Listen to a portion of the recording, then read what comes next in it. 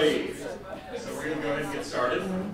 So I would expect by this point everybody probably recognizes me, but if not, or if this is your first time, my name is Brian Lerman. I'm the project coordinator for Code Louisville and then Tech Foundations. It's a meetup that I started to kind of bring introductory topics to the Louisville area, people that are interested in getting into the tech industry.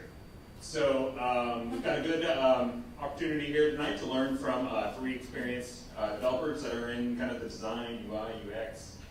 There's a lot of terms for it, and we'll talk about that a little bit tonight. This is going to be a QA panel. So the format is going to be, we'll learn a little bit about them. I have a couple introductory questions, and then the questions will come from you all. So be thinking about what you're interested to learn from these fine folks.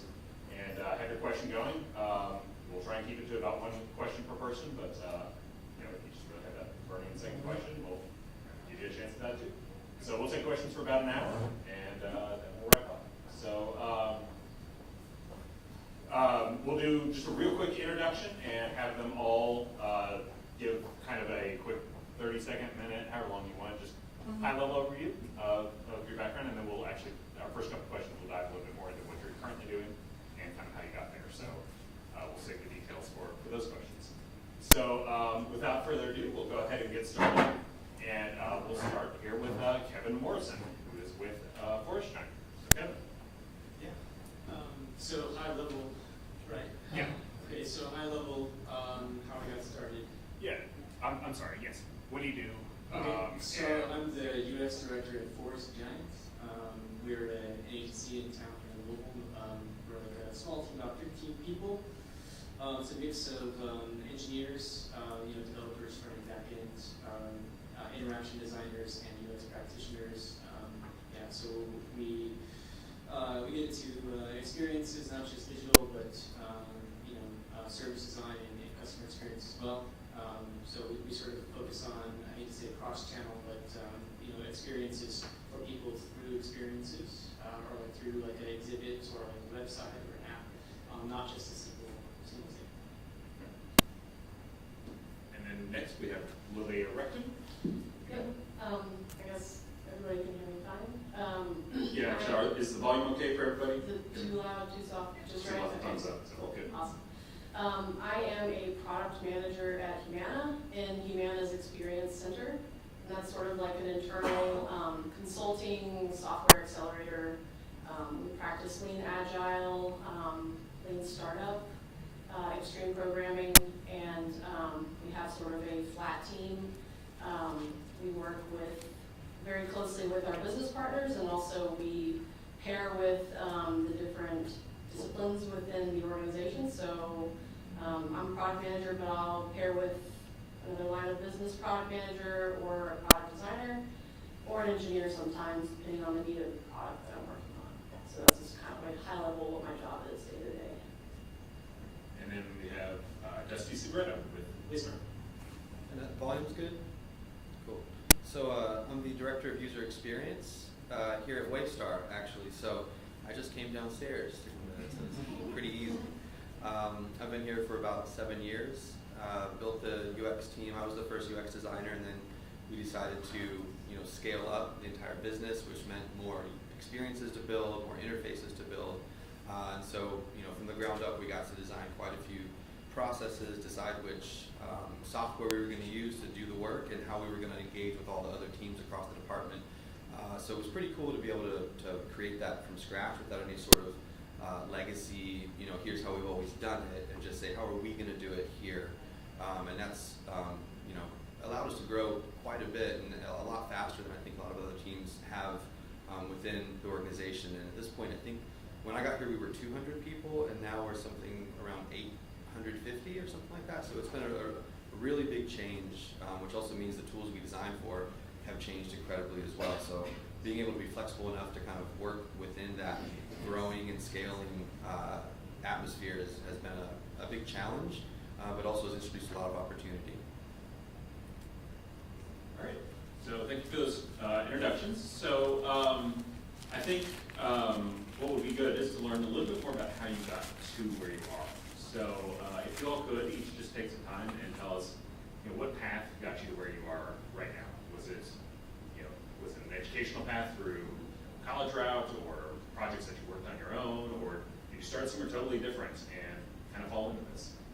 background may be. Let us know. First one to speak. All right. Yeah, so I was an art school kid. I went to U of L. I got a BFA in communication art and design from there, which is basically a fancy way of saying graphic design. And when I was there, there really wasn't much in the way of, there was definitely nothing like user experience design there in the program. We did have a web design class, but it was really just like front end, HTML, CSS. I don't even think we did JavaScript at that point. So we had a very limited learning into anything related to user experience design. And I went abroad and got a master's degree of design, but again, didn't really touch specifically on user experience. When I came back to Louisville, I was looking for a job and had a friend who was working at Humana on their user experience team that was, I think at the time, about 4 people. It was a relatively new team there. And she was like, well, I went through the same program at U of L that you did, and your portfolio looks good, and we can teach you what you need to know to do UX design. You have a good enough design eye that we can teach you the rest. And come on, join us. So I started at Humana, I think back in 2012, on the UX team. And I was mostly doing like production work, visual design, talking to interaction designers, producing high quality mocks of websites and applications that then would get passed off to front-end developers and our copywriters. It was a very waterfall-oriented process of developing software. But for the past 4 years, I've been a designer a product designer in the Experience Center, and that team is not waterfall. It's the opposite. It's very agile.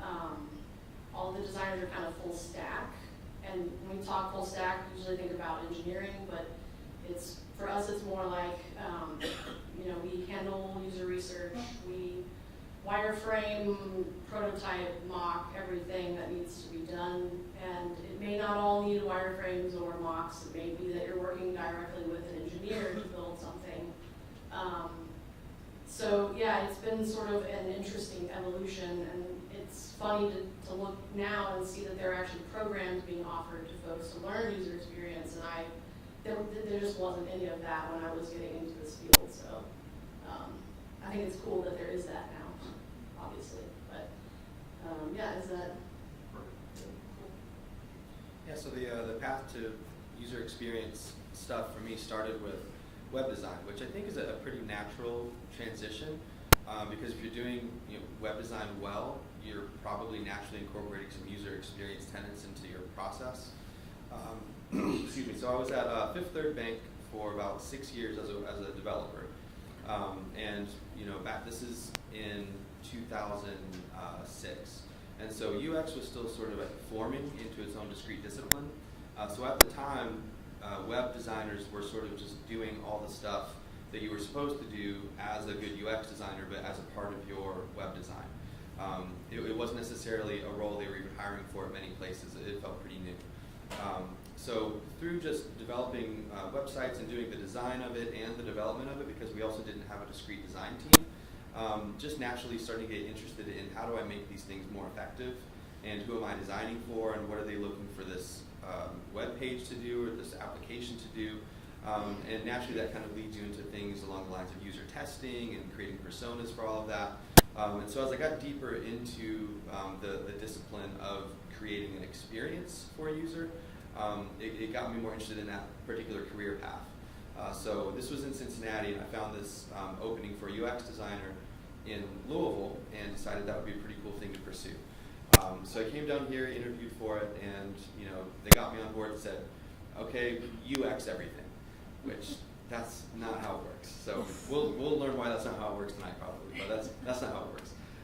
And so I said, I can help with some design on stuff, but we can't just like UX everything. There's a lot more process involved with that. So eventually the product team became more mature. They said, let's build out our processes. Let's do all the stuff we need to do to truly consider the user as a part of our product development life cycle. And that allowed me the the opportunity to put together the sort of processes and the methodologies that we were going to use to then make sure the user was considered at the center of the design process and of the product development lifecycle. So we modeled a lot of it after a lot of the Silicon Valley product design group. That's kind of like the gold standard of the cutting edge of what you should be doing. And so we read up, tried things on the product team like Kanban boards and different types of methodologies to keep our work in order. And eventually, we grew up into this fairly mature team with fairly mature processes that allows us to operate, at a really tight scale. Even as the business grows, we don't necessarily have to grow in a linear fashion. We can get so much work done now with the efficiencies that we've created with things like pattern libraries, with componentized designs. We keep things pretty buckled down as far as what to expect in a design, so the developers know what they're going to get and they know how to design those things, because we aren't involved with code. As UX designers, we really design the workflows and the screens themselves, but we don't mess with the code, which is different per team. You might, if you are on a smaller shop, be wearing a lot more hats. But as it stands here, we're pretty discreetly user experience design only. So that takes me up into the director role I'm at now. It was a kind of a weaving journey to go from web design to UX designer to managing a team of UX designers, because those are all fairly different skill sets that you're using in each one of those roles. But where I'm at now, I really enjoy that sort of high-level view of creating that workflow, from that outer level of what's it going to be all the way down to how exactly are the users going to use it. Okay, so very non-traditional, and I think this is kind of a common story for UX people. So who here doesn't have a degree or a start with their career in design or development? Okay, there's hope for you. Right? So it's pretty weird. I've talked to a lot of UX practitioners, designers, strategists, researchers, whatever you want to call it. And so I started in anthropology, which is a social science, which is, I see one there? Okay, cool. So anthropology is the study of human beings, and I spent the first 3 years of my life after college literally digging holes for a living through artifacts and essentially with trash, prehistoric and historic trash. And I went back to school because I wasn't sure that's what I wanted to do with the rest of my life, and I went back to school for a thing called media informatics at Northern Kentucky University, which I'm not even sure is a program anymore, but they focus on design and code. So you do some stuff in Flash and Maya. You also learn Python and JavaScript, things like that. So you start applying, you're sort of at this weird hybrid program where you're learning both design and code at the same time. And I thought I left anthropology behind. I was like, okay, I wasted 4 years of college. I'm going to focus on this other thing now. And when I got to the industry, we started working with some of the larger companies, Fortune 500 type companies. They had researchers that would come on the project and tell us all the things we did wrong. We get to watch user testing sessions, and I said, hang on, this is a thing that looks familiar to me. Interviewing, right? Actually engaging with the end user, right? And I said, wait a minute, okay, this is a thing that I have a skill set for that I left behind in my life, this social science, research type of thing. And I said, this isn't a focus group, this is something else.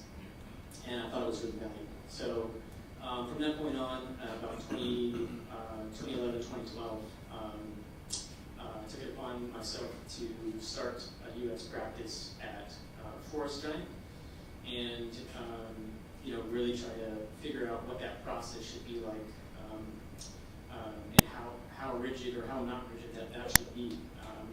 And we're doing a little bit different work. We're going to work with lots of different clients. People who want an app, or they want a website, or they want a museum exhibit. There's a lot of different challenges out there. So every project's a little bit different, and the way that you go about doing it's a little bit different. So having to just teach myself different skill sets, like user testing is kind of a good entry-level gateway drug for this, but there's a lot more to user experience than just that. So yeah, I really just self-taught from that moment on. There are all kinds of programs now that you can get familiar with things before you decide to work professionally and, you know, try things and fail. And so yeah, I don't know what I would do with myself if I knew what I wanted to do right out of school and went straight for interaction design or user experience design. But the pathway to get here has been pretty weird. So if that's any level of encouragement to anybody, yeah. There you go. So the next thing I wanted to do was kind of level set us on a few terms. So there's, we live in a very jargon-heavy world, in the tech world, and we've used UX and UI and human-centered design and front-end development, and all these things kind of come together, but are separate, but overlap. So I'm going to ask you to do the impossible and do something that could take, an entire career in trying to define these things in just a few minutes. So not strictly looking for just definitions, but talk about kind of like, where do you see the difference between user experience versus UI versus the actual front-end development process, anything like that. So very open-ended question.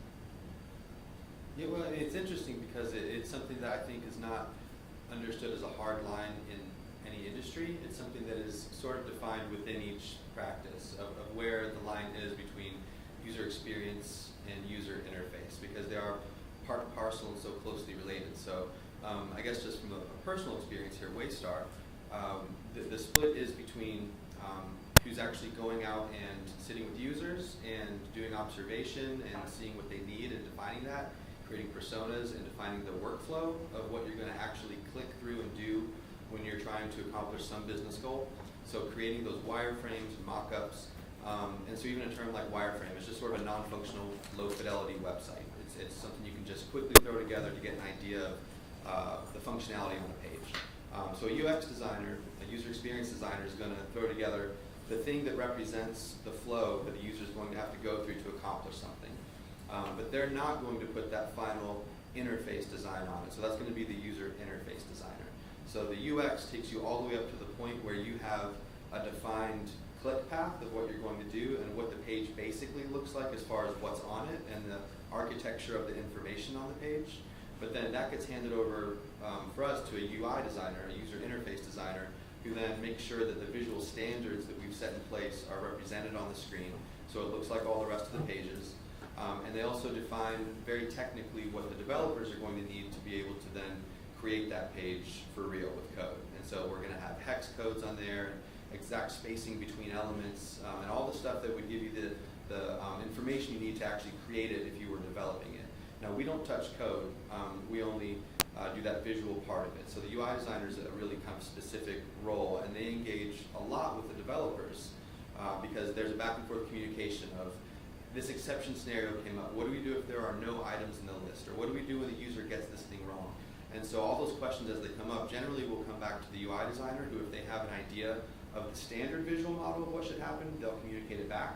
But if it goes up a level of, okay, this is an experience problem that we haven't figured out of what should happen, that question goes to a UX designer. And they say, here's the way we can most clearly indicate to the user what they should do next based on whatever kind of exception scenario just happened. So for us, that's kind of the split between user experience and user interface. Yeah, I was just going to say,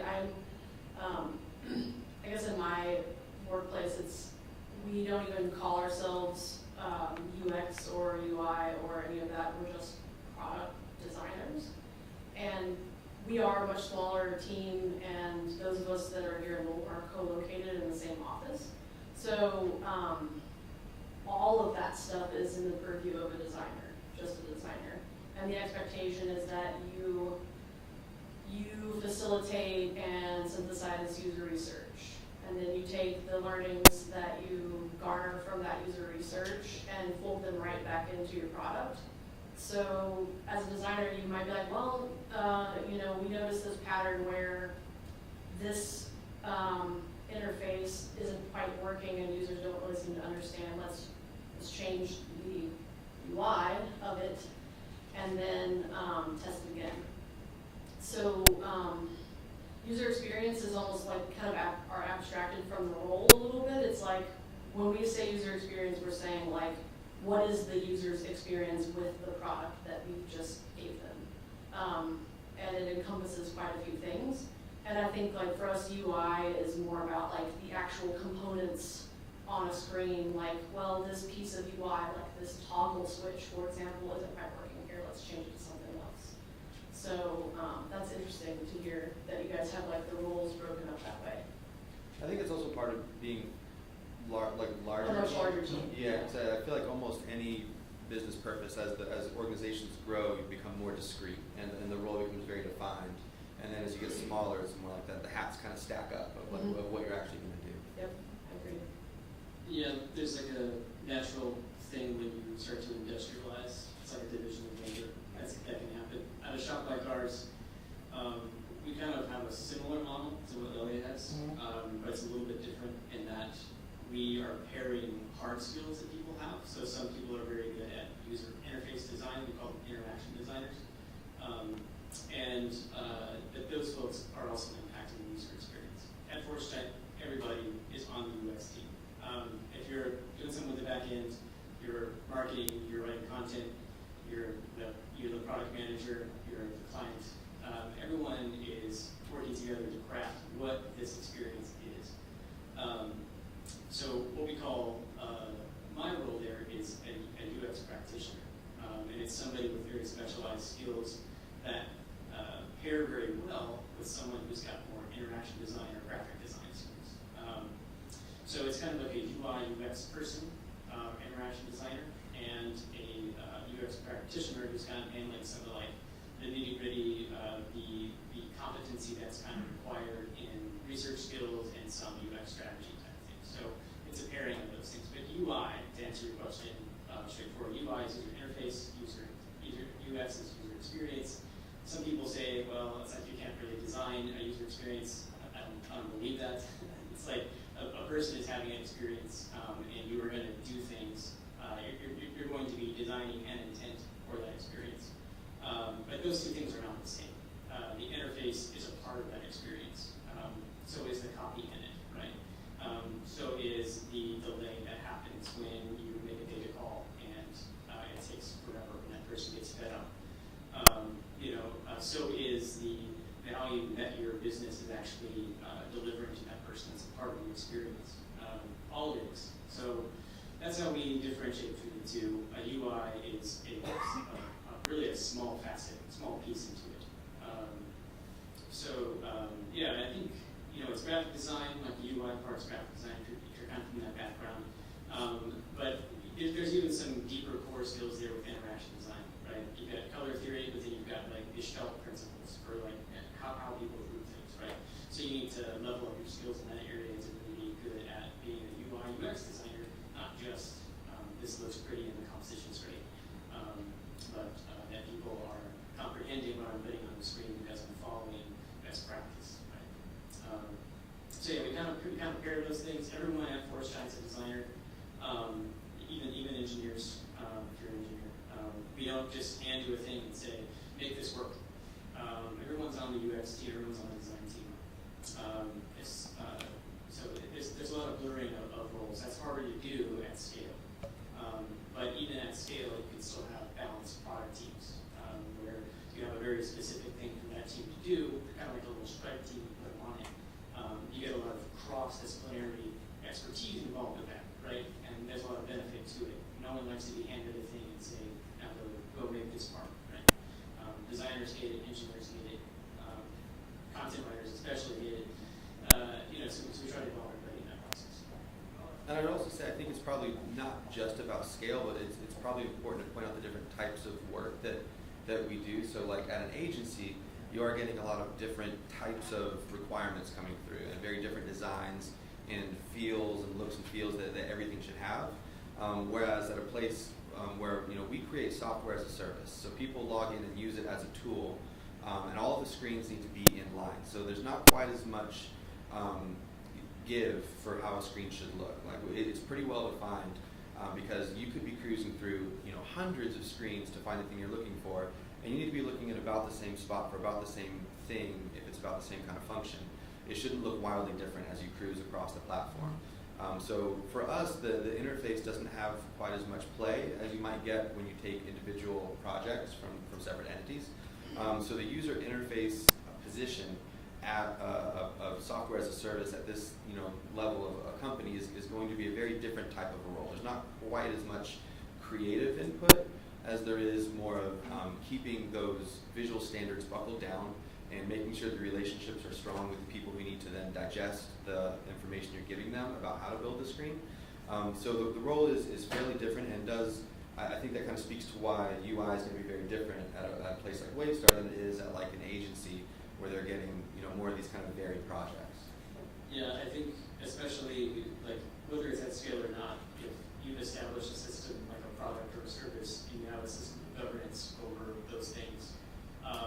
Certainly it's you're not reinventing the wheel each time. You're not creating a new look and feel for everything. So when you have a design system, yeah, then it's like then you're kind of spending more of your time on solving problems that the business or the customer has with a set of tools that already exist, and then you've got that checks and balances, right? And you're like, okay, it's going up for review. It's like maintaining that design system, keeping things consistent. My last question before we turn it over to audience questions is, could you just give us kind of a picture of what your day-to-day looks like? Are you spending a lot of time in meetings? Are you doing design and mock-up? Are you doing any actual hands-on coding, HTML, CSS? Working with clients, working with customers, whatever that may be. Just let us know what your day-to-day looks like. Sure. Well, so I just recently, I guess in the last 10 months or so, changed roles to being a product manager. So I can speak a little bit to that, and I can also speak a little bit to what it was like being a product designer in the environment I'm in. As a product manager, my responsibilities day to day are ensuring that the product is in development and is meeting business and user needs. Tactically, I do a lot of prioritizing what are called user stories and a backlog. So that is like small units of value that contribute to a piece of software. So like our persona might be Katie, and we want Katie to be able to log in. So I'll write a story about logging in that then our developers will assign a point value to. And the points are based on like complexity of setting up login, right? So like there's a lot of backend stuff that has to happen, security checks. We might have to interact with another team at Humana to get that set up. So they'll assign a point value to that story. And then our designer, our product designer, will provide whatever mock necessary for the developer to get started building, and then they'll start building. So we tend to work in like 1 week iterations or sprints. You might have heard the term sprint probably. We call them iterations because they may not last a week. They can last however long dependent upon where the product is. So I do a lot of like just brutal prioritization of what goes into the software and what is not necessary to build a minimum valuable product. And I also interact with, I guess I have more meetings now as a product manager. I interact with our business stakeholders and the different lines of business at Humana to ensure that their needs are being met by the product that we're working on. I facilitate and attend user research often and help synthesize that research with the product designers. Tactically, again, day to day, I'm standing, like in the product that I'm on right now, that's a traditional software product, I'm standing right next to my designer, who is like where Kevin is, and then our developers are right here. So sometimes we'll be like, hey, we ran into this thing that's gonna add complexity actually that we didn't foresee. Is it cool if we deprioritize this story and work on getting these done so that we can push something to production today? And I'll be like, let's talk about it for a second and see if we need anything from our designer, and then coordinate right there, and then they carry on. So product designers are similarly like they're producing mocks and they're thinking about that user interaction. Sometimes they'll go to a whiteboard in the office and sort of do almost like a wireframe through like something, just thinking through a problem. And generally speaking, we, in the Experience Center, we try to test everything that we're working on weekly, on a weekly cadence with the users of the product. So we always try to fold those learnings right back into the software every week. So we do have, I don't know if it's beneficial to say, but we have like meetings that happen every week with the product team. So in the mornings, we'll have a stand-up where we just kind of touch base with our product team and be like, this is kind of what we were talking yesterday. Here's what we're tackling today. Here's some barriers we've identified. What do we need to do about those things? And it's like literally like a 5 or 10 minute conversation, and then we go to work. We also have what's called IPM, which stands for Iteration Planning Meeting, which is where those point values for user stories get assigned. So as a product manager, I'll say, all right, here's what we want to work on next. Engineers, assign your point values to these user stories, and designer, go to work providing the mocks and the assets and the deliverables for the engineers, and then everybody, after that meeting, it's usually on Monday, then everybody gets to work. And then on Friday, we do this fun thing called Retro, which is retrospective, where as a product team, we get together and we get a whiteboard and we say, like, we have like 3 columns, happy, meh, and sad. And happy is like, what went well this week, what we're looking forward to, or what was great. Meh is like, we're feeling a little uneasy about something, we have questions and we're not sure how things are gonna shake out. Sad is like, this was bad, and what are the takeaways, what are our action items outside of that? And we're very candid. Sometimes it's like, hey, quit being late in the morning because we want to get started at 8 o'clock. Like, that's not acceptable.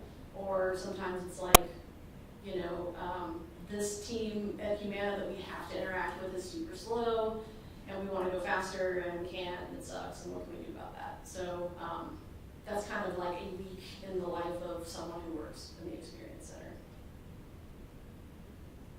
Very different. So we're working in a very creative heavy environment. So 8 a.m. is like not a thing. It's a very flex schedule. So some people do come in at like 7 and they get busy. And some people roll in at like 11 o'clock. But we have this rule. There is structure, right? And everybody's going to be there between the hours of like 11 and 4, so that when there is like when there are meetings that need to happen on a regular basis on a cadence, that we've got this block of time, right?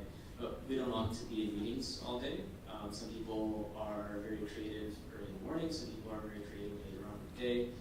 People have to put their time in, but we expect people to self-manage. But we do have this window of let's schedule any kind of collaborative whiteboarding sessions or any kind of client meetings, things like that, you know, in this period of time. Obviously, that doesn't always work out. Sometimes we got to meet with clients early, and we just got to bite the bullet and get in early. For me, you know, like 9 o'clock is kind of like my thing. But there are certainly people at the office that kind of roll around 11 o'clock, and it's like, oh, that's I don't know how to do that. So that's the kind of timing of it. As far as the things that I'm doing on a daily basis, it's kind of a lot of different things, and really every week is pretty exciting. So it's not really boring. Might be doing some user research. Might be doing some like field work type of user research. We're actually going out and doing ride-alongs, or maybe we're traveling, you know, outside of the state to go collect some data. Might be doing some user testing in our lab, which is not really a lab. You know, there's a lot of proposal writing, trying to figure out like what's the project strategy here for us to stay human-centered during this project. What are some milestones and checkpoints and activities that we can do? So yeah, and then you know, a lot of whiteboarding and collaboration with engineers and interaction designers. A lot of that is happening. We leverage this thing called Lima Institute, which is it's a set of methods for staying human-centered in a very collaborative way. They're workshops. It's very much like IDEO, if you've ever heard that. Or what's another one I'm trying to think of? I'm spacing out on like some of the stuff that you might see in like B-School or something like that. So basically, it's, you know, sometimes it's about facilitating those sessions, and sometimes it's about participating in those sessions. So that might be like an alignment type of workshop where we're trying to figure out, like what's the impact of doing this thing versus, what is the difficulty of doing it. And that is kind of similar to point systems that other teams use, just trying to prioritize stuff. So some of it is about, the strategy of the project, or it is like using that as a method to stay human-centered, like what is the impact of this to the user, or what is the impact of this to the business. Or we might be doing like a group session together where we're trying to synthesize data from a field research. So we have multiple people out collecting, come back. We might do like a jam session where we get together in a affinity cluster as a group. We might do that solo.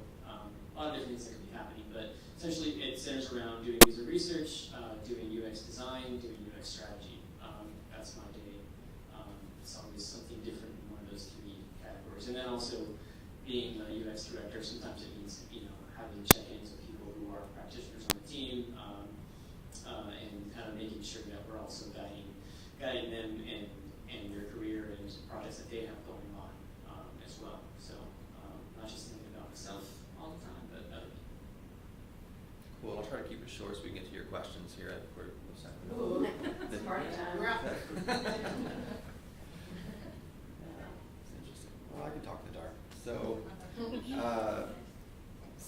my day-to-day is described as what we would call strategic overhead, right? There are a lot of things that need to be coordinated to get my UX designers what they need to be able to stay focused on designing. So what that means is coordinating site visits. A lot of times it's just getting an idea of what kind of projects are coming up and then staying in touch with their bandwidth compared to what's coming up, because with UX projects, sometimes it can come as an avalanche, and then sometimes it's a drought. You never know exactly what type of work it's going to be. And what Kevin alluded to there, all the different types of activities involved with user experience work, is totally accurate. You don't know what it's going to be. It could be visiting with people, and you're very social for a while while you're sitting with users and figuring out what they're doing. Sometimes you're just in hardcore design mode where you're just creating screens. There's so many different types of activities that you'll be doing. Information architecture stuff.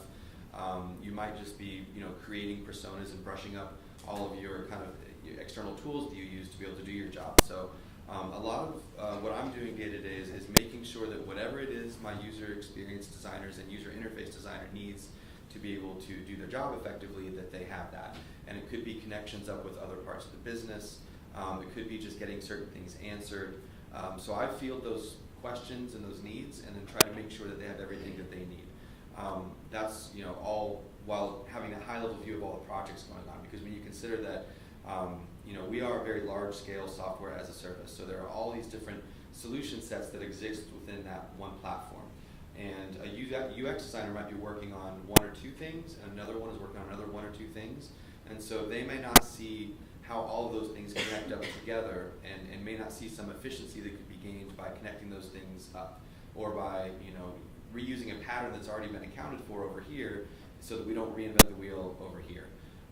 And so sometimes it's just making sure that the process is being done in a very guided way, and that everything is accounted for across projects, and it's not necessarily getting lost in a silo on each individual one.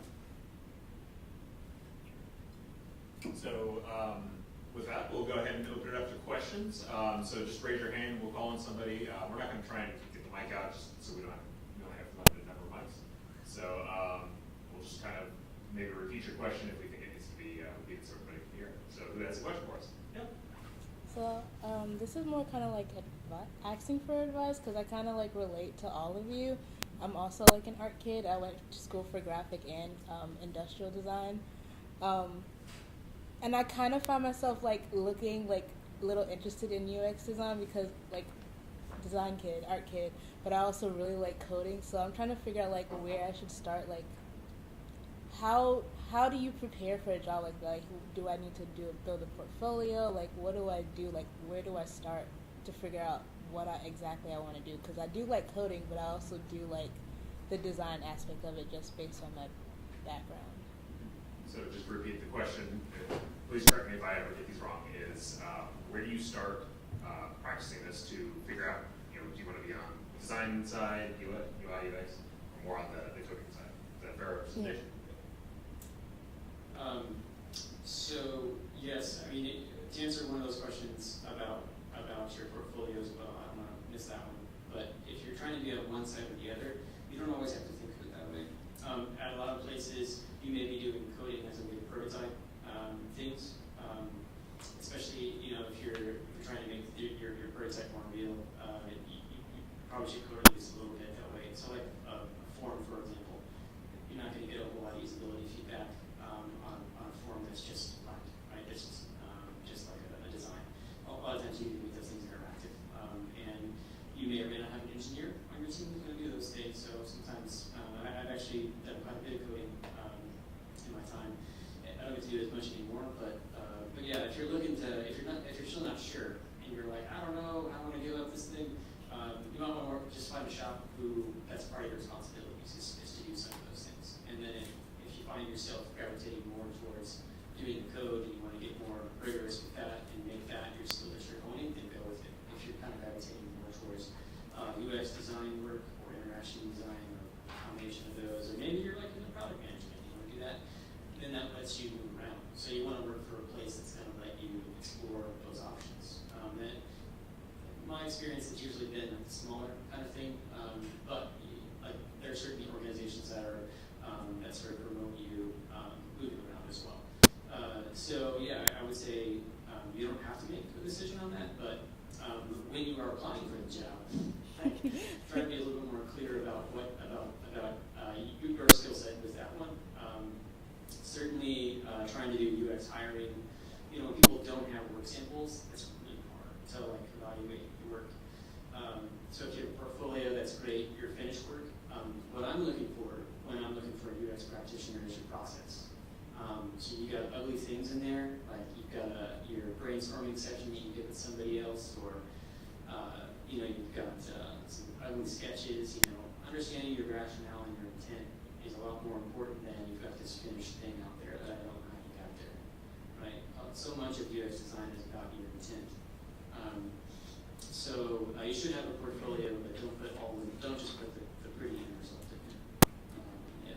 Yeah, I'd say regarding the portfolio as well that the portfolio really is an indication of how you do something. So it's not just look at this. It's here's how I got to this, right? So that should be a really important part of the portfolio. Of here's my pre-work that I did, and if that could be lined out in a way that's easy to digest, that's a lot better. Here's the steps I took after learning what I learned, and then at the end of all that, here's what I produced. So it's almost like step 3 or step 4 to show something. The process is so important. And I would also say, from all the hires I've done, looking at a portfolio is going to get you so much further than any amount of experience, because that says, what your outputs are and how you get there. Now, as far as creating that portfolio, here's the route that I always recommend. It's the route that I went down that I felt like worked really well. Is there are so many organizations that need help that will take your pro bono efforts, and if you approach them and say, here's what I can do for you, and you have some sort of metric of success that you're going to aim for, whether it's increasing their donations, driving traffic to a contact page, like whatever it is, you're defining something that you want to make happen, and you're going to do that using some UX principles. And if you can explain, here's what I wanted to make happen, here's what I put in, to effect to then make that happen, and then here are the results of what happened, and here's what it looked like, then that shows me that you've effectively accomplished something using the tenets of user experience. And so for me, that's a lot more powerful of a story than look at this cool website I made, right? It's actually affecting change using user experience, which is kind of always what you're trying to do. Yeah, and I agree with what has already been said. I think there's so much overlap in this industry between learning to code, and obviously it's all in service of the user's experience with the product that you're working on. I sort of had a similar thing when I was in school, that I was like, I like the very almost like mathematical problem solving that is involved with learning how to do even front-end coding, and like the trial and error aspect of that. And I would say it's very similar, like designing user experiences is very similar. There's always like testing and learning, and you're sort of setting up a test and then like trying to see what needs to tweak, what needs to change to get the best output, and to deliver the most value. So I definitely don't think they're mutually exclusive. I know it's kind of hard. It probably seems like, oh, these are two divergent paths and I need to pick one. I don't look at them that way at all anymore. I think, and definitely, I think the other thing I will add to the sort of job interview portion of the question is, interview the person that's interviewing you and make sure that they're going to give you space to learn, because that's very important. And just anecdotally, when I was in another department at Humana that didn't give me that, it was miserable. And now I'm in a place where I'm encouraged to take time when I have it to learn front-end development. I'm encouraged to take time to learn experiential design. So when you don't have that, it's like, it's kind of the worst. So definitely look at a job interview as you're also interviewing your employer, potential employer. Thank you. Did you say that smaller companies are usually where you'll find more of that, where you can do, where you can dip your toe in the different areas? Is that what you said? That's been just my own experience. I think, like, I've certainly heard things from people that work for Humana that have been able to bounce around as well, try out different things. But it's really like you're changing roles entirely. At our place and at smaller shops, so if I go to conferences and meet people, you know, the thing is you end up wearing a lot of hats out of necessity, right? But we also encourage that movement around. You know, if we've got somebody, you know, I coded and designed at Force Giant for a long time before, you know, before we were intentionally doing UX design. You're always doing UX work, but intentionally doing it is a little bit different.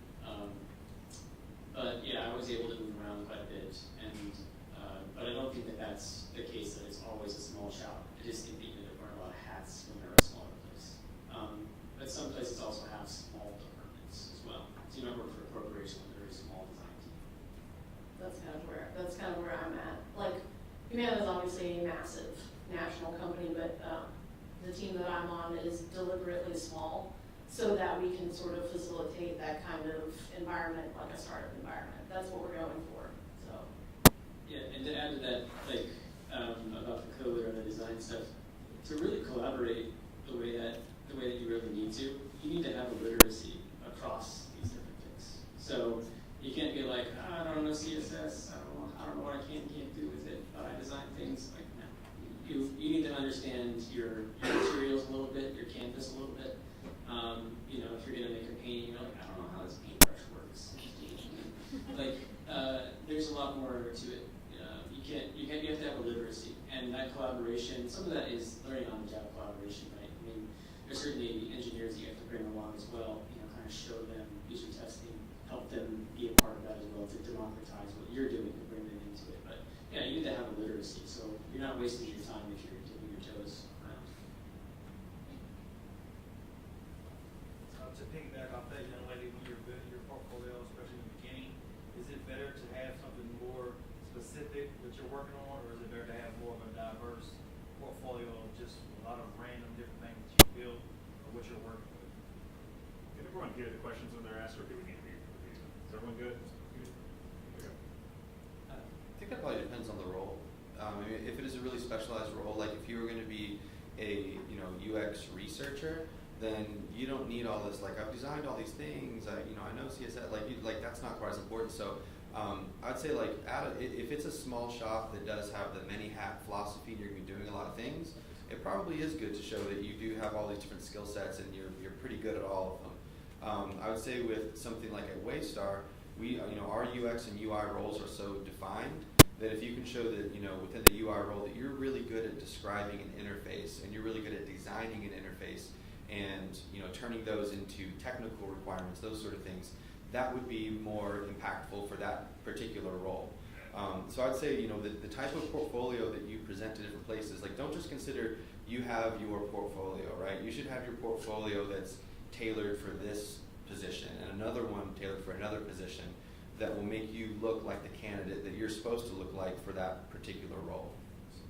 Yeah, and I would definitely just to like ride the coattails, quality over quantity every time. Like, if I'm interviewing a designer, I'm like, I don't want to see, you know, the 3-page app necessarily that you just designed for fun. I want to see where your thinking is, and I want to see, like these guys have said, just like, what is your process, and demonstrate to me that you're following a process and that you're considering the user at the center of what you're doing. Yeah, that's primarily what we care about. Define UX research. I mean, what is that? I heard you say you go out sometimes to a customer.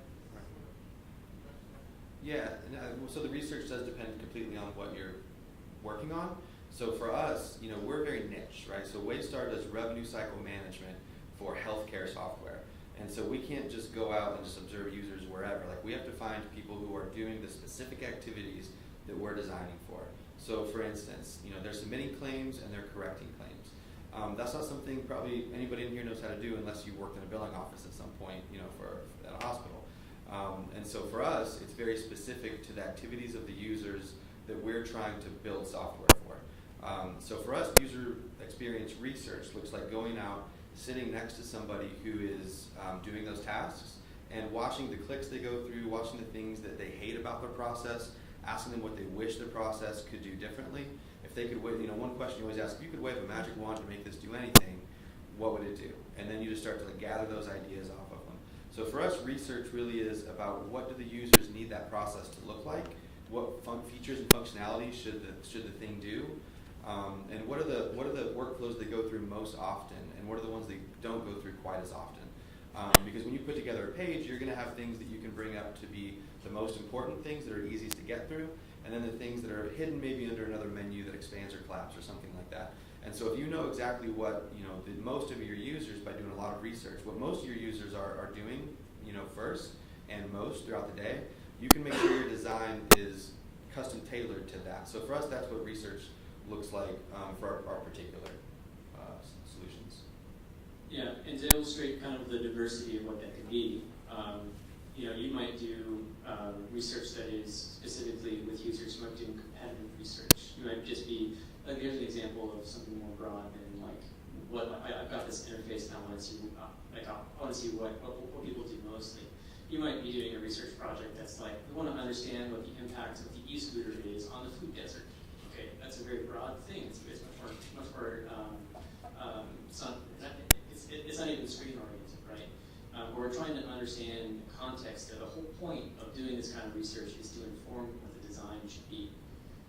So you might be doing competitive stuff. You might be meeting with potential end users or customers in their environments.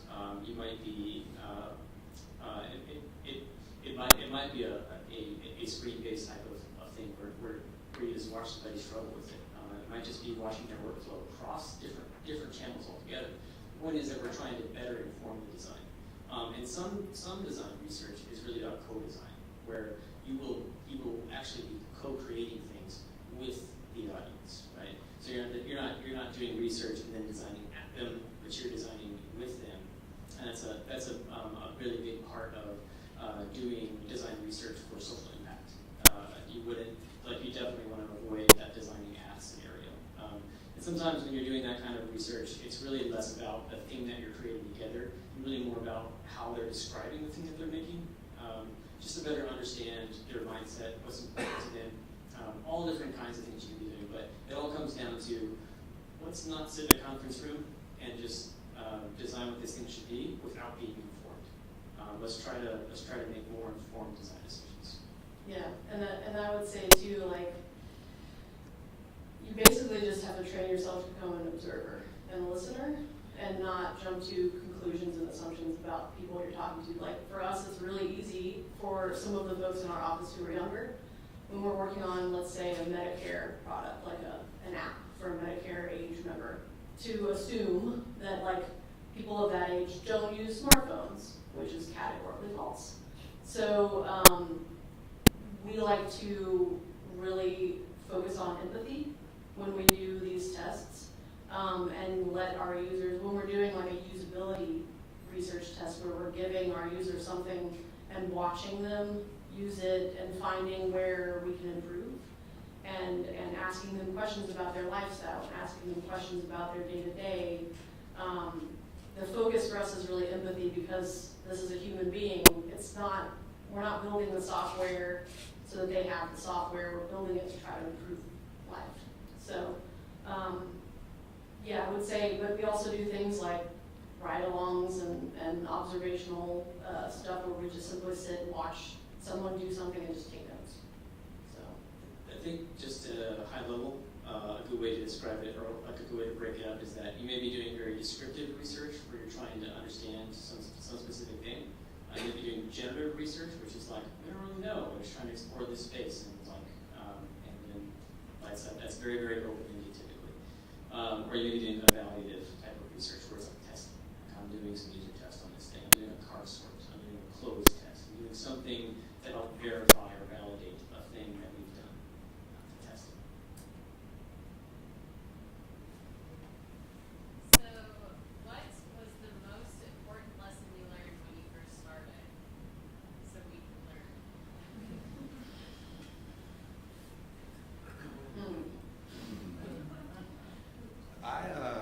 So getting into it, I learned you can fake it till you make it a little bit. But you have to at least learn enough to be able to fake it. So, getting your way into UX, because coming from web development, like I hadn't done a lot of the user experience things. Like I hadn't run a user test. I hadn't actually created a persona, but I definitely educated myself on how user tests are run and what goes into a really good persona. And then so when you go on site and have the interview, then you can talk the talk and speak intelligently about this stuff.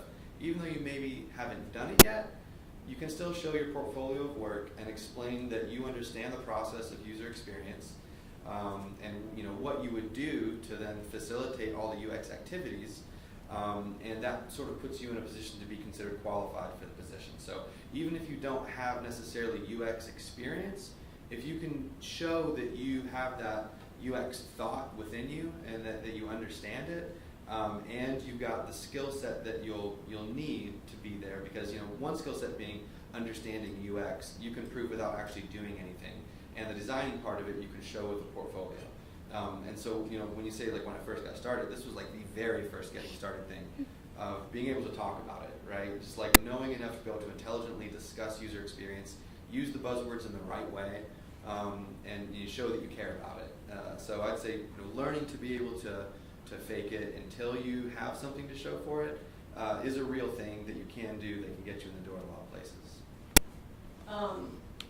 So in my experience in the Experience Center, and I haven't really talked that much about this, but one of the things that we do every day is pairing. And pairing is most often understood in sort of the development world. You hear about Silicon Valley startups that pair engineers together to basically work on the same machine with 2 mice and 2 keyboards to write code. And I could get into more details about that, but we also employ pairing in the design practice and in the product management practice. And one of the most important things I learned in this job that I'm in now is to let go of my ego. Because designers can be a little bit diva about their original concepts, and they want to hold really tightly to something they designed. I mean, I was that way in design school, and I was that way in my previous roles as a designer.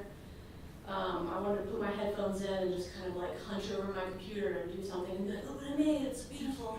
And you can't do that when you're pairing with a designer all day. They're like, dude, we're tackling this problem together.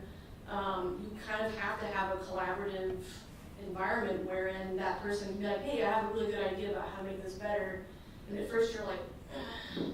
But as you start doing that every day, it's like, oh, this is actually brilliant. Like, I get to benefit like from a brain trust, and as 2 people, we're kicking ass on something, and like always making it better. We're keeping each other focused. It's a great way to really get the best out of each other and not hold so tightly to this idea that I created a thing. It's like, no, we're all creating a thing. So for me, that was like kind of a breakthrough. I was like, oh, this is brilliant. So yeah. It's okay. I would think it's going to be good. There's been so many lessons learned, trying and failing things.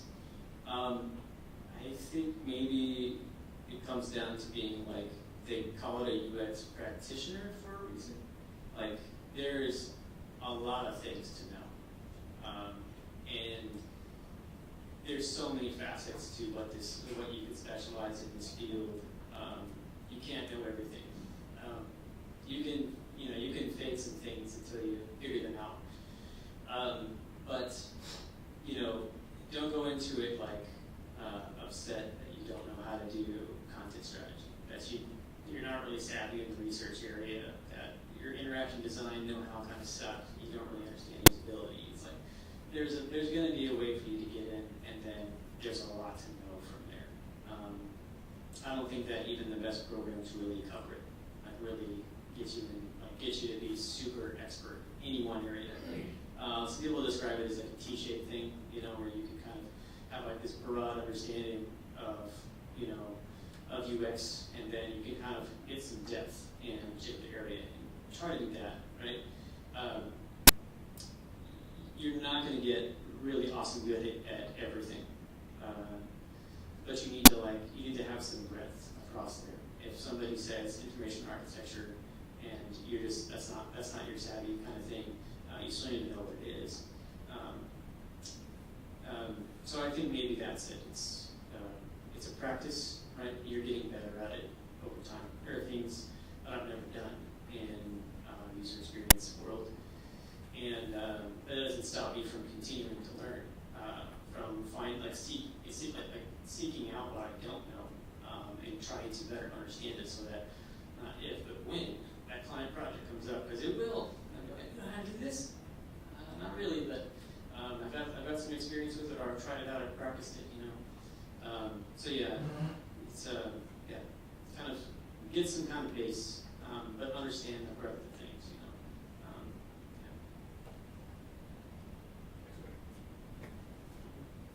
So I'm in Codable. I think a lot of people either here are or were. I'm kind of going with your idea on the portfolio as far as like pro bono. I'm doing it for a buddy, and Brian's kind of giving me some warning signs, like keep expectations real. And I've known the guy since I was like 6, so he knows what I'm capable of, and that I'm somewhat capable. But my question for you is like, I'm having a tough time. Like I've got skeleton, and we've done wireframes and things like that, but really picking his brain on. I'm an English major. I'm not an art major or design major. So like color schemes, like you said, Gestalt, like that. I don't know what that is. Like, so how do you go about just picking someone's brain like that and being able to find out what direction to take? And because now he's just like, here, I like this color, and let me see what happens. Like after a couple of weeks, show me what he got or whatever. So that's kind of my question. So you're saying for like client work, how do you go about figuring out what to do or not to do? Yes. And your client's not going to use it. Okay. Right. So it doesn't matter. In some situations, right, you do have to balance what your stakeholder needs are. Really all the time. But you're balancing across that, right? So try to get out of the conference room as much as possible. Try to find opportunities to engage with the audience, the actual audience, and base things on data as much as you can. So if you've got analytics to back things up, or you're doing information architecture, talk about wireframing, stop arguing about what the sitemap should be, and do some card sorting. Users will tell you what they can and can't find in that sitemap.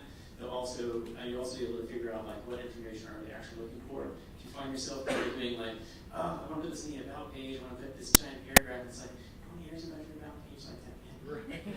And, Christina Halverson is a place to go look for resources on this kind of thing. But she, the funny thing that she says is like, they don't care about this. They don't care about this story that you want to tell. They want your coupon. Okay? Right. So you want to understand what your users' needs are. Why are they coming for the visit, right? So yeah, I think it's really easy sometimes to sit in that conference room and please your stakeholder, but if you're trying to stay human-centered, that stakeholder is part of the equation. Like for sure, you can't ignore what they want.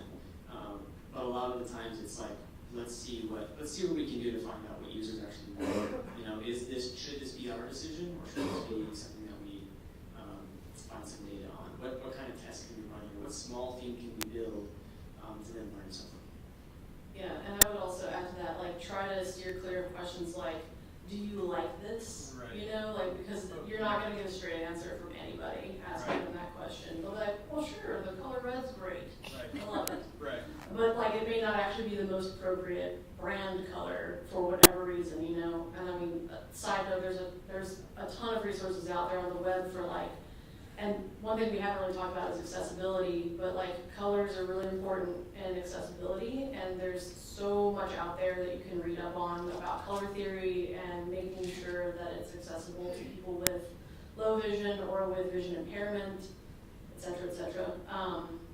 But yeah, like, and to Kevin's point, you may not want to die on that hill with your client. Like maybe they just love the color blue and you're like, fine, we'll make it work. I would pick your battles on that one. And like he says, like it's really more important to get at the people who will actually be using the thing that you're building.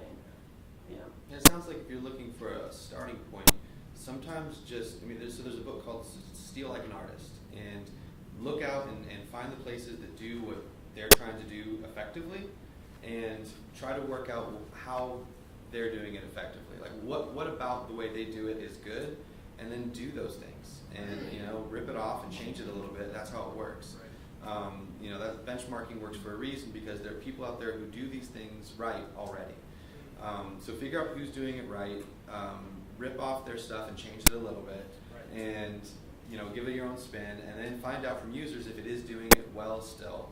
And if it is, then you've got data to support it. Because if they say, I don't like it, you say, that's fine, 80% of users were able to get through this in under a minute, and they really liked it. Here are the ratings on it. So there's no arguing with data. Just like Kevin was saying, if you can support that, then it is the right answer. And if you're just looking for a starting block, just go out to any other place that does what they want to do, Right. and emulate it. Yeah, and sometimes even like cross-pollinating, like we all have these tiny computers in our pockets now, and we're all delighted by some of the things we can do with them and some of the applications that we have access to. And like, I obviously don't know what you're building or anything, but those are the kinds of places too you can start. It doesn't have to be in the same industry. Sometimes someone way over here is doing something really awesome that's applicable to what you're trying to build. Yeah, this is like that analogous type of research or direct competitor type of thing, or something very simple, right? You have to be careful sometimes borrowing design patterns, but it's also conforming to Jacob's law, right? People are going to spend most of their time using these other things that are out there. It's kind of familiar. Don't get cute, right? Sorry, I was stuttering. A lot of times, like back in the early days of Forest Giant, we were actually a flash shop. Back when engagement was, all about making the coolest thing we could. Being with the most Someone cities. walks out onto the Video. Literally. And we actually had people walking out. Yeah. It was a magician's website. It was rad. It was real cool. But that's what the engagement was about back then. And we kind of did things different because, you could win a flashlight award for doing things different. You could win an LGDA or AIGA award for being the coolest, skinniest, awesomest thing. And that's not what it's about anymore, right? We're trying to not confuse people and present this awkward, weird, circular interface now. Like, that's why you see a lot of the sameness. That doesn't mean that everything has to be boring and the same, but there are a pretty good reason for changing it, and you better test it. There's a reason that when you're making stuff for iOS, they have these kind of recommended, patterns. People are used to using those iOS apps in a certain way. They're used to using Android apps in a certain way. You break from those patterns and confuse people, and they're learning how to use your new way of doing it instead of getting value out of it. So sometimes it's really good to borrow those patterns. Sometimes it's not. There's a thing called dark patterns, where you might see somebody do a thing, and you're like, oh, that's really cool. I don't know about our business metric. Could be a dark pattern. Could be something that you don't want to borrow. think we have time for one more question. Otherwise, I'm going to take it. All right, so, yeah. Oh, you had mentioned accessibility. That was something I was going to ask about. How do you incorporate that into what you do? Yeah, I mean, a lot of it is just, well, so at Humana, we have to follow a certain level of accessibility standards to meet government guidelines that are dictated by CMS, which is like Medicare, basically. Like, so that's helpful for us. But we also, in the design practice, we really try to stay on the edge of what that means. A lot of people assume that accessibility is all about like how you see a page, but it's also about, you know, people who may not be able to use their right arm for like 6 months because it's broken, and then a cat's like, how do we accommodate for people with different, you know, that are differently abled? So we try to build it into everything we do. We use, like, I mean, it's as granular as using certain plugins and like the software that we design in to help make sure that our colors are meeting contrast. So that, like, for example, if you have a lower vision or a vision impairment, you know, the text on the button is still legible to you. It's meeting a certain level of contrast. So, and that we're also following like industry standards. So like we often use Vue as a front-end framework to quickly like scaffold up products. And Vue is, I mean, based on Google material design, and Google of course is the powerhouse. And they have done a ton of research about, you know, making sure that their frameworks are accessible. So we kind of are also leaning on some of the work that's already been done in this space. I mean, we have a team at Humana that has a focus on accessibility as well that we have a good rapport with. We reach out to our lead there and say like, hey, you know, can you come give the designers sort of an overview of where we are in 2019 with accessibility? Like, is there anything new that's changed that we need to be aware of, you know? And now, of course, like we're getting more and more into design for voice, you know, because we have all these things that are voice enabled in the home. We're looking into how do we use those things to drive value. And so that's a whole new area of user experience that we're looking into as well. There's a couple of things it's a rabbit hole. Yeah. You can look at terms like universal design and accessible design. Recently, our junior UX practitioner, we've kind of given her this torch to help us out, to help improve our practice for accessibility. Because a lot of times we're working with clients that they are not required to be accessible. And that's going to change in the future, I'm certain of it. But it's, you know, you don't do it because you have to. You should be doing it because it's the right thing to do, to be more inclusive with your designs. And that's easier than done. It's never complete. It's always something that's continually evolving and better. It's not a checkbox. You can't do it in the QA phase only. You know, you got to be thinking about it from the beginning. So our junior practitioner, you know, kind of said, hey, this is an area that we need to be improving upon all the time. And she found some great resources for us, and we've been kind of digging through those things. Again, it's a practice, right? We're trying to get better in all of these different areas. So we were doing some work with the Printing House for the Blind, and they included us onto this author, Kat Holmes. I want to check out her thing. She has a book called Mismatch, which is about inclusive design. And she kind of touches on all these different terms. So if you're looking for a resource to kind of get started, I highly recommend that book. It's not going to give you like regulations and stuff like that, but you can find those things as well. So yeah, it's not a checkbox though. I think that's something that people are like, oh, that's like something that we'll do at the end, or oh, that's the thing that designers do. No, the whole team has to be involved. It affects everybody from the product manager to the engineer to the designer. And again, some of that might be about doing some like maybe you're doing user testing where you're thinking about these differently able folks and you're actually getting them involved with it, right? Doing user tests with screen readers, for example. Those are all good things to do. I want to squeeze in one last question, which is, can you all tell me about the local design community? I if somebody wants to get more involved, find people of like mind, what's going on around Louisville in the design? Sounds like a catch question. Yeah. All right. So there's Interaction Design Association, which is a global organization, and we have a chapter in Louisville, IxDA Louisville. You can find us on Meetup. We're actually in the middle of a multi-month project for digital inclusion with Metro, talking about the digital divide between different residents in our own community. Right, so access to low-cost internet is like one of the focus areas. We just had our research kickoff, so there's already people out in the community who will be doing research activities. We're going to be coming together for another event soon to do a synthesis of that information, share knowledge, and then there will be a design jam where we're hopefully we've done our work right, and we will be trying to craft some different solutions out there for various problems that we're identifying. That's a pretty abnormal thing for us to do. We usually just get together, kind of talk shop. We might have a speaker, might have a panel. Might just get together and just very casual. So we have all different kinds of events, but right now it's a big initiative that we have going on. There's also AIGA, which is design, like more of a graphic arts type of design community thing. But we do partner with them sometimes. So yeah, if you're looking to get involved with a specific chapter or something like that, that's great. Yeah. Anything else going on? All right.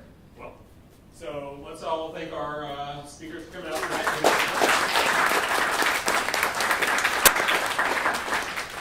So that'll wrap up everything for the night. Here we go. So that'll wrap up everything for the night. Thank you all for coming. For the Good Little folks, remember to message Shannon for coming here. And our next topic in March is going to be by Daniel Waddell.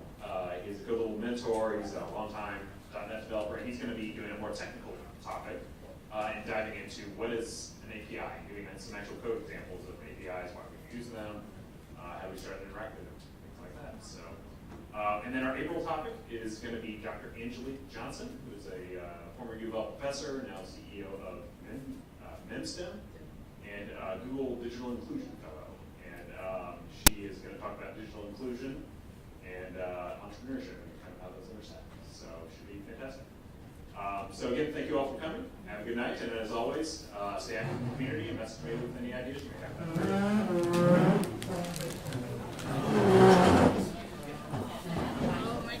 Thank you all very much. Yes, good to meet you. Good set of questions. Good answers.